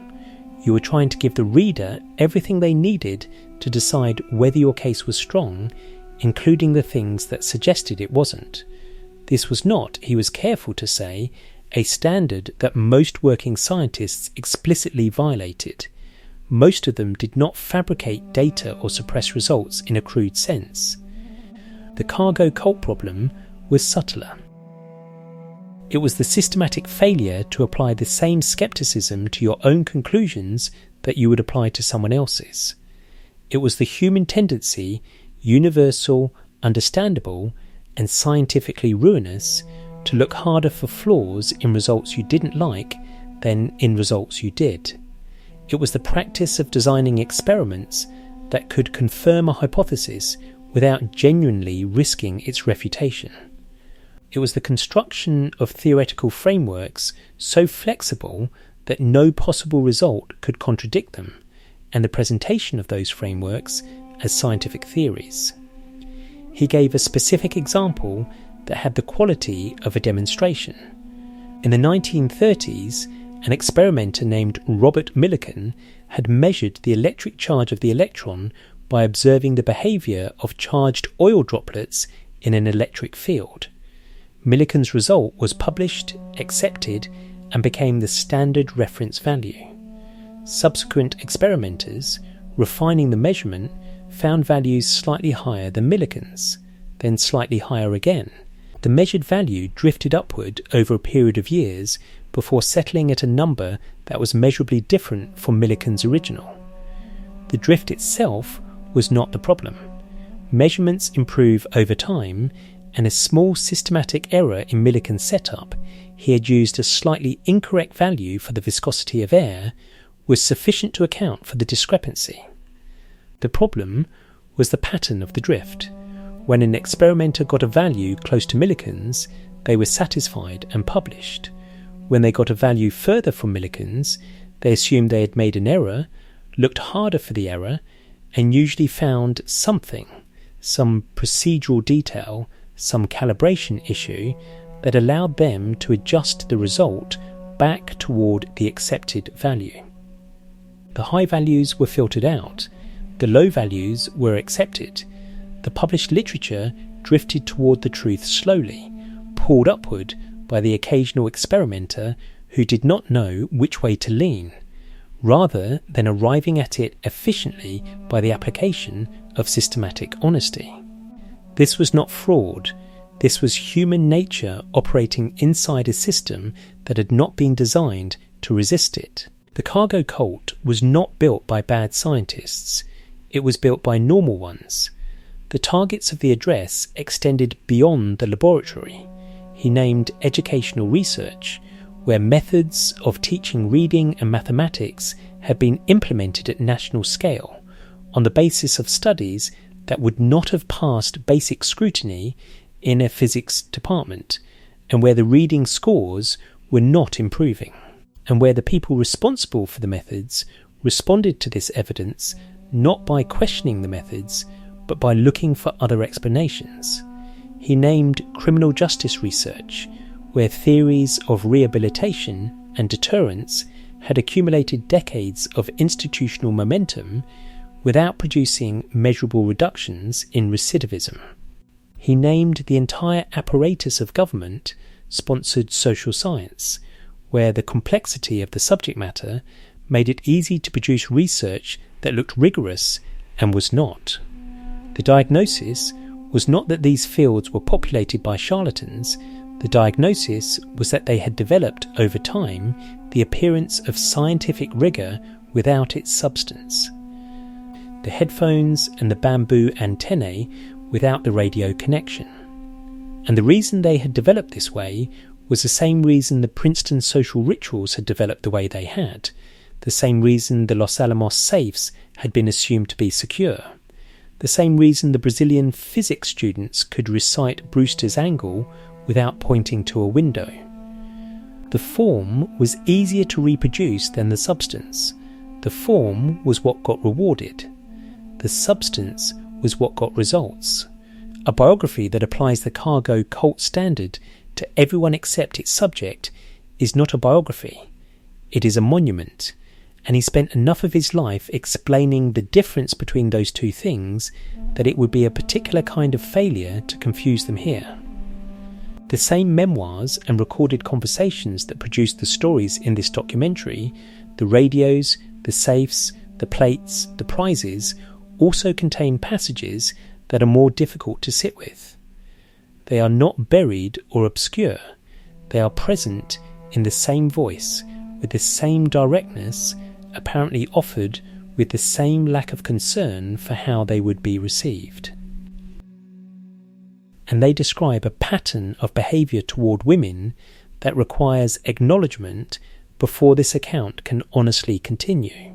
He wrote, in his own words, about frequenting bars and using a calculated emotional coldness as a method of attracting women, a technique he had been advised to try and had found, to his reported surprise, effective. He described interactions in which the goal was explicitly transactional and the means were deliberately manipulative. He wrote about these episodes with the same detached observational tone he brought to everything else, as if they were experiments whose results he was dutifully recording, as if the women involved were variables in a setup rather than people navigating the same interaction from a different position. The detachment is itself part of the problem. The qualities that made him extraordinary as a physicist, the ability to observe without emotional contamination, to analyse a situation without being distracted by how the analysis would reflect on him, to report what happened without softening it for an audience, produced in this particular domain something that reads less like honesty and more like the absence of a reckoning. He described what he did.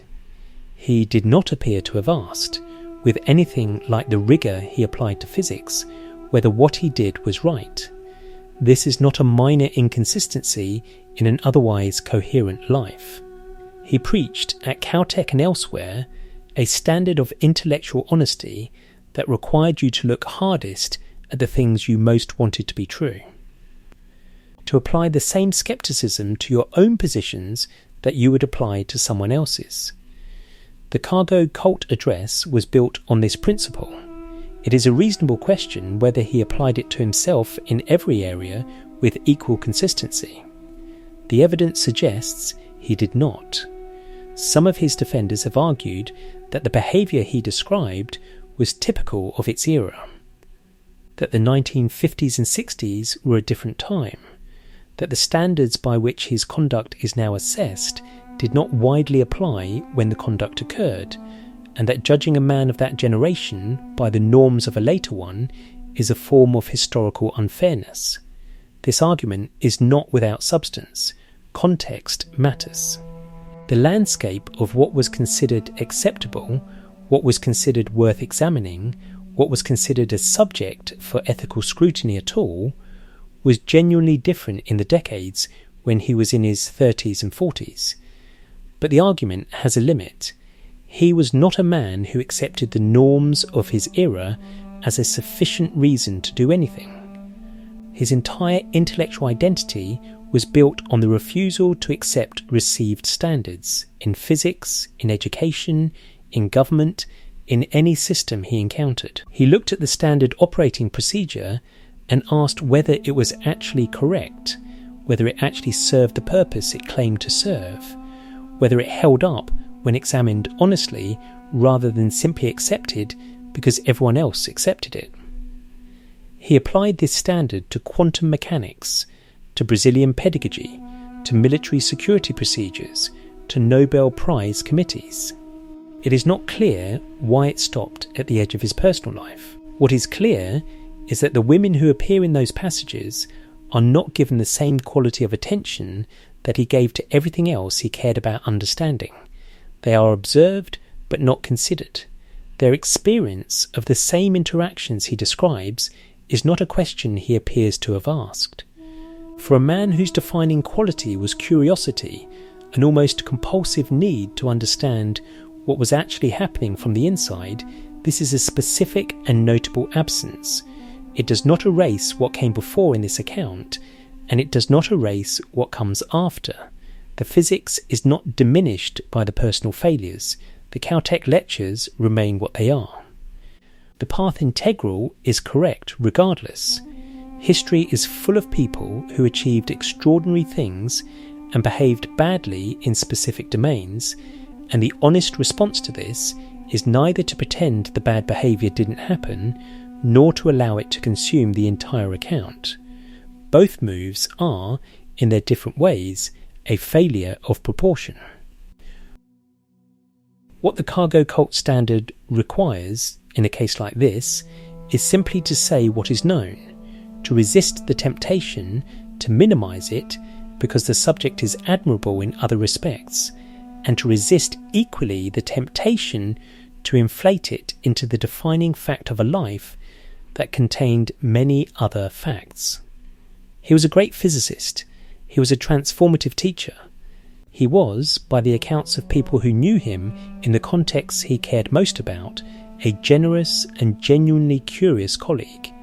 he was also in a specific and documented pattern of behaviour, someone who treated women as instruments in a way that he described without apparent awareness that the description was itself a problem. On the 28th of January, 1986, 73 seconds after launch, the Space Shuttle Challenger broke apart over the Atlantic Ocean. All 7 crew members were killed.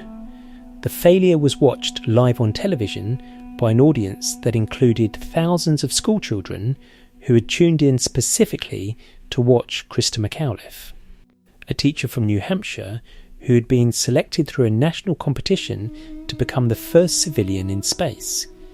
The immediate question was mechanical: what had failed and why? The answer that emerged in the days following the disaster pointed to the O-rings, rubber seals in the joints of the solid rocket boosters, designed to prevent hot combustion gases from escaping through the joints during launch.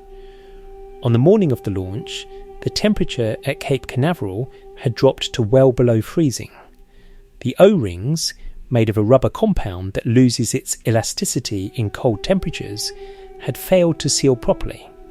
Hot gases had escaped, the booster had failed, the shuttle had broken apart. This was the mechanical answer. The deeper answer, the one that would take months to excavate and that would prove considerably more disturbing than the mechanical failure itself, was about the process by which the decision to launch had been made despite the known risks, and the institutional conditions that had allowed that process to produce a catastrophic outcome. He was 67 years old when the disaster occurred and already ill. He had been diagnosed with 2 rare forms of kidney cancer, myxoid chondrosarcoma and Wilms tumour, and had undergone surgery and treatment that had left him physically diminished in ways that were visible to people who had known him before. When William Graham, the acting head of NASA, called and asked him to join the Presidential Commission investigating the disaster, he was inclined to refuse. He had spent decades declining invitations to official bodies on the grounds that they were more interested in managing appearances than in finding truth. There was no obvious reason to believe this one would be different. His wife Gwyneth told him to go. She argued that if he didn't, the commission would be composed entirely of people whose professional and institutional interests were entangled with the outcome of the investigation, and that the investigation would produce a report whose primary function was to allow NASA and the relevant government agencies to resume operations with a minimum of disruption to the existing power structure. She was right. He went. What followed over the next several months was, in compressed form, a demonstration of every principle he had articulated across a lifetime. The willingness to ask what was actually happening rather than what the official account said was happening. The refusal to accept a conclusion because an authority had offered it. The insistence on going back to the physical reality underneath the institutional narrative. He arrived in Washington and almost immediately began operating outside the boundaries that commission investigations typically observe. Rather than waiting for NASA to present its account through official channels, he made direct contact with engineers at the lower levels of the organisation, the people who had actually worked with the components, who understood the technical details from the inside, and who were not in the positions of institutional authority that create pressure to frame information in particular ways. What he heard from those engineers was different from what the official account was presenting. The risk had been known. The concerns had been raised. The raising of those concerns had encountered a specific kind of institutional resistance that had a name and a mechanism and a history inside NASA that predated the Challenger disaster by years. The O-ring problem had been documented in internal NASA communications going back at least 2 years before the launch. Engineers at Morton Thiokol, the company that manufactured the solid rocket boosters, had raised concerns about the behaviour of the O-rings at low temperatures. Those concerns had moved up through the organisational hierarchy and had encountered, at various levels, the characteristic response of institutions that have committed to a schedule, not denial exactly, but a progressive reframing of the risk as acceptable. A gradual adjustment of the threshold for concern, a series of decisions, each of which seemed locally defensible, and which collectively produced a system in which a known failure mode was being treated as an acceptable operational parameter. He recognised this immediately. It was the Los Alamos safe problem at a different scale, the confusion of the appearance of safety with actual safety, the institutional preference for a comfortable conclusion over an honest one. The cargo cult had built a runway and put a man in wooden headphones, and 7 people had flown toward it and died. The moment that became famous came during a commission hearing that was being televised. He had obtained, through his direct contacts with engineers, a sample of the O-ring material. He had also obtained a glass of ice water. During a break in the formal proceedings, with the cameras running, he placed a small piece of the O-ring material into the ice water, held it there for a brief interval, then removed it and demonstrated by simple physical manipulation that the material had lost its elasticity in the cold. It no longer sprang back when compressed, it stayed deformed. A seal made of this material, installed in a joint exposed to below freezing temperatures on the morning of launch, would not seal. The demonstration took less than a minute. It required no specialised equipment, no advanced mathematics, no classified access to internal documents. It required a glass of ice water, a piece of rubber, and the habit, developed over 67 years, of asking what was actually physically happening rather than what the official account said was happening. The critics who argued later that this was theatre rather than substance had a point that deserves acknowledgement. The technical case against the O-rings had been made in far greater depth by the engineers whose concerns had been overridden in the months before the launch, and whose documentation provided the real evidentiary foundation for the Commission's findings. His demonstration did not add to the technical record. What it did was make the physical reality visible to an audience that had been watching a Commission hearing and not quite grasping what the technical testimony meant in concrete terms. He translated. He always translated. Not the writing of it. That had been straightforward, the same exercise he had performed 100 times, translating physical reality into precise language for an audience that needed to understand what was actually happening. What took something out of him was the months of commission work themselves, the travel, the hearings, the sustained effort of navigating an institutional investigation while carrying 2 forms of cancer in a body that was no longer reliably cooperative. He had gone to Washington because Gwyneth had told him to go, and because the work was real, and because the standard he had described at that Caltech commencement 12 years earlier did not come with an exemption for personal inconvenience. But the cost was measurable. He came back from the Challenger investigation visibly diminished in ways that the people closest to him noted and did not say aloud. The cancers had first appeared in 1986, though one of them, the myxoid chondrosarcoma, a rare soft tissue cancer, had likely been present and growing for some time before the diagnosis. He had surgery. He had a kidney removed. He had further surgery when the cancer returned, and then again. He approached the medical situation with the same empirical attention he brought to everything else, asking detailed questions of his doctors, reading the relevant literature, forming his own assessment of the probabilities involved, and making decisions about treatment on the basis of what the evidence actually supported rather than what he was supposed to want.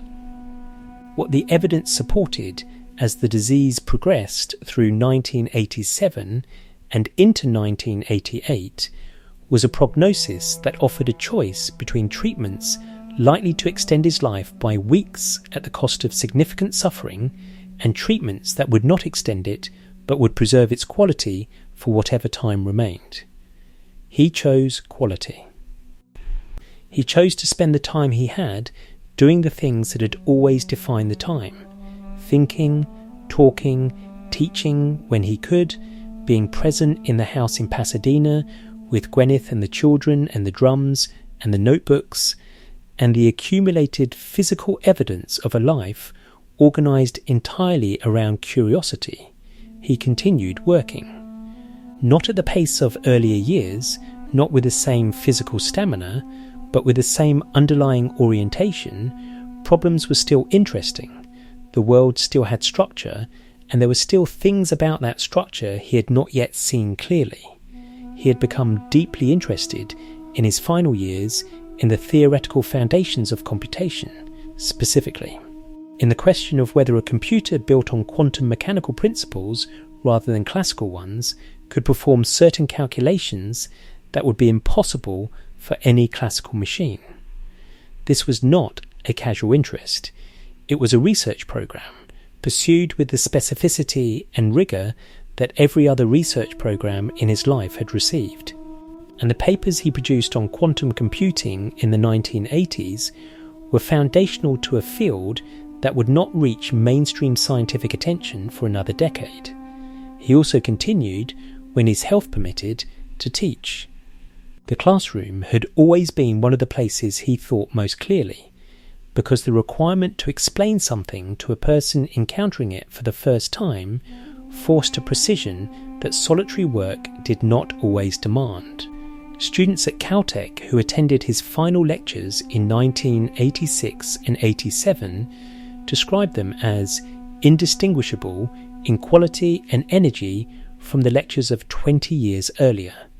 The same voice, the same capacity for making the abstract physical, the same refusal to let a formula stand without a picture, the same moments where the explanation arrived at something so clear that the room went briefly quiet. He was hospitalised for the final time in February 1988. The kidneys were failing. The cancer had progressed beyond what further intervention could meaningfully address. His doctors told him the end was close. He had, by all accounts, no particular objection to this information, not equanimity in the sense of suppressed fear, but something closer to genuine acceptance, the same kind of clear-eyed acknowledgement he had brought to the Trinity test and to the Los Alamos safes and to the Challenger O-rings and to the IQ test of 125 that had started this whole story. The situation was what it was. What it was clear. There was no point in pretending otherwise. A friend who visited him in the hospital in his final days reported that he expressed, with characteristic directness, his one specific objection to the process of dying. It was not the pain, which was present. It was not the loss of the work, which was real. It was the fact that dying, as an experience, was apparently going to require him to go through it twice, once in the approaching moment, and once in the actual event, and that this redundancy struck him as an unnecessary waste of time. 125. The score on a school test taken by a boy in Far Rockaway sometime in the 1930s, a number that predicted, with the confidence that such instruments always carry and rarely deserve, a life of comfortable adequacy. A life that would proceed along the grooves that life in that time and place had worn smooth for people of similar background and similar scores. The number was not fraudulent. Tests of that kind measure something real: processing speed, pattern recognition, facility with the specific categories of problem that school systems have decided to value. He had those things. The number captured them, more or less accurately, at a moment in time when he was 11 or 12 years old and had not yet done anything that would cause a measurement instrument to behave differently toward him. What the number could not measure was the hunger, and the hunger was the thing, across the 17 sections of this account. A pattern has repeated itself so consistently that it requires no further demonstration, only naming. Every significant achievement in his life, the radio diagnosis, the path integral, the Feynman diagrams, the Caltech lectures, the Nobel Prize work, the Challenger appendix, followed the same sequence. He encountered a system. He asked what was actually happening inside it, as opposed to what the official account said was happening. He found a gap between those two things. He refused to leave the gap alone until he understood it. The understanding produced something new. That sequence did not require exceptional processing speed. It did not require the ability to hold unusually large numbers of variables in working memory simultaneously. It required something that no standardized test has ever successfully quantified, the specific emotional relationship to not knowing that treats a gap in understanding not as a source of discomfort to be managed, but as a source of pull that cannot be ignored. Most people, most of the time, manage the discomfort. They learn enough to make the anxiety go away. They accept the official account because questioning it requires effort and carries social costs and produces, in the short term, more friction than it removes. This is not weakness. It is a rational response to the conditions of ordinary life, where the cost of not knowing is usually low and the cost of the friction required to know is usually high. He could not do this calculation. Not because he was incapable of assessing costs and benefits, he was extremely capable of it, but because the pull of the gap was stronger than the calculation. The unresolved thing sat there, unfinished. And no amount of social pressure or professional inconvenience or personal cost was sufficient to make it feel finished when it wasn't. The Los Alamos safes were a perfect example. There was no professional benefit and some professional risk to opening them, and he opened them anyway, because they were there and he needed to know if they were actually secure. The Challenger appendix was a perfect example. There was significant institutional pressure to sign the commission report without dissent, and he attached a dissent anyway, because the report was saying something he did not believe to be accurate. The hunger was not selective. It did not operate only in the domains where it was welcome. It ran continuously across subjects and contexts and decades with the same indifference to permission that a physical force has. Gravity does not ask whether this is a convenient moment to operate. Neither did his curiosity. This is what the test missed. Not intelligence in the abstract, but this specific, almost mechanical compulsion to close the gap between what was known and what was actually true. Intelligence, in the sense the test measured it, is relatively common. The compulsion is rare.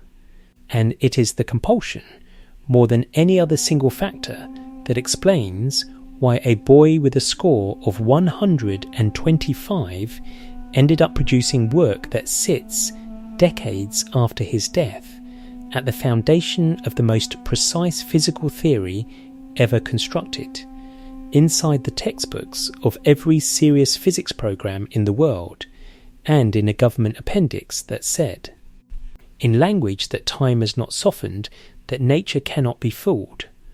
The question this documentary leaves with the viewer is not about him. It is about the score, not the specific number, 125, but the broader habit of using the numbers we have to predict the things those numbers cannot measure.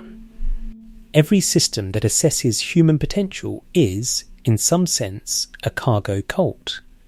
A set of wooden headphones and bamboo antennae arranged in the configuration of a landing strip waiting for planes that do not come, because the form of the measurement is present and the substance of the thing being measured has quietly gone somewhere else. What he understood, from the lamp bank in Far Rockaway to the final hospital bed in Los Angeles, was that the substance was always somewhere, that it had a location, a mechanism, a physical reality that was accessible to anyone willing to look at it honestly for long enough, that the gap between the official account and the actual truth was never as large as the official account implied, and never as small as the people defending the official account hoped. He just kept looking. What is your version of the spinning plate?